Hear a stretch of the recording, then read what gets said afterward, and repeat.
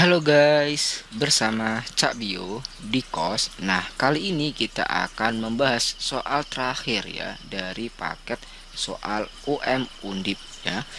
Kita baca untuk soalnya.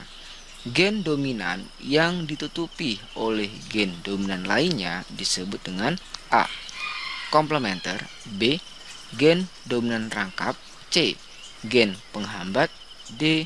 Epistasis, E. Hipostasis. Nah, untuk menjawab soal kali ini kita akan menyimak terlebih dahulu untuk pembahasannya. Oke? Nah, dalam kaitannya untuk penyimpangan, semu hukum Mendel,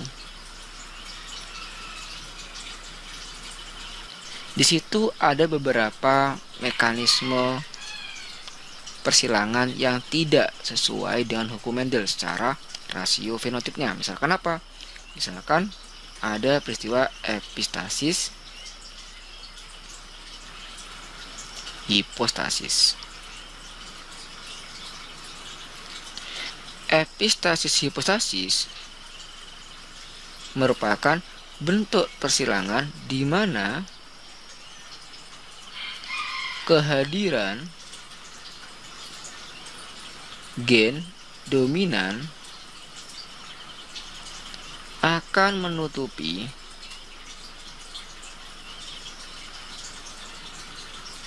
gen dominan lainnya.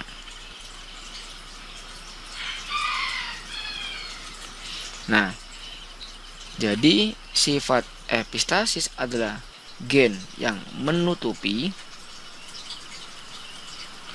hipostasis yang ditutupi. Nah, ini misalnya pada penentuan warna labu kukurbita sp.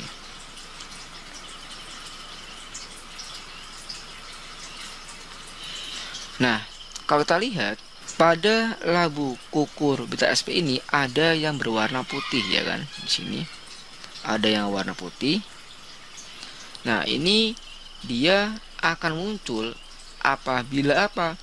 Apabila dia memiliki genotip P besar serat K besar ya.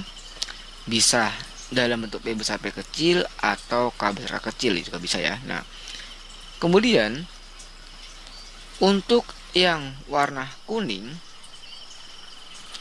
ini akan muncul apabila ada genotip P kecil K besar serat ya. Dan yang terakhir warna hijau kayak gini ya. Dia akan muncul apabila ada genotip P kecil K kecil. Nah, berarti di situ sifat warna putih atau genotip warna putih ini sifatnya epistasis terhadap genotip warna kuning, sehingga nanti ketika ada P besar dengan K besarnya akan ditutupi oleh P besar seperti itu ya. Nah, itu epistasis, hipostasis. Kemudian yang berikutnya ada komplementer.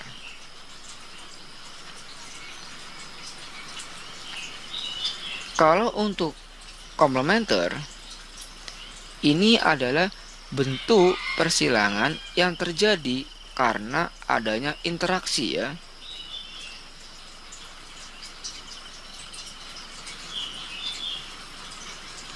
Gen dominan yang saling melengkapi, komplement ya. Dalam apa? Dalam mengekspresikan satu sifat fenotip. Misalnya pada apa? Misalnya pada kasus penentuan ya. Warna bunga pada tumbuhan Lathyrus odoratus atau sweet pea.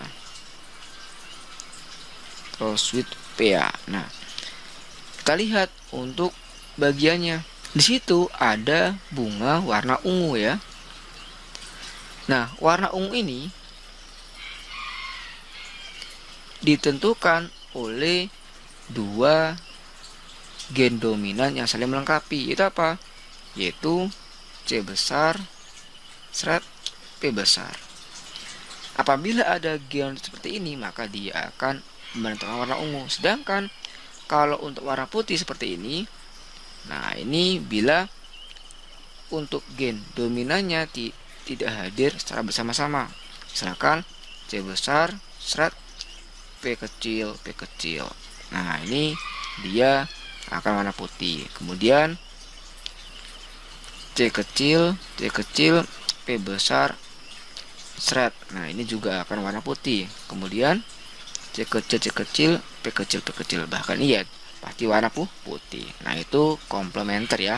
Jadi ini akan berwarna ungu bila mana ada dua gen dominan yang saling melengkapi. Nah sekarang kita akan lihat untuk versi lainnya. Itu apa? Yaitu gen dominan rangkap.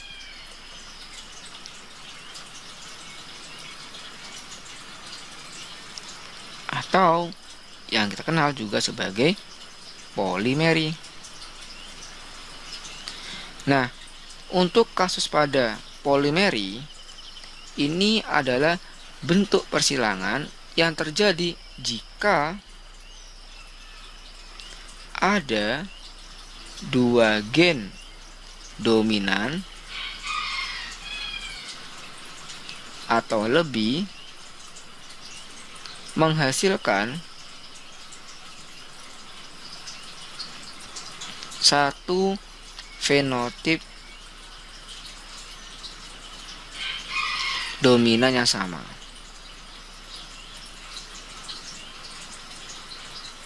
Atau yang kita kenal sebagai apa? Sebagai multiple gen. Nah, kita akan lihat pada gambarannya ya. Nah, ini misalnya adalah penentuan warna biji gandum pada triticum ya.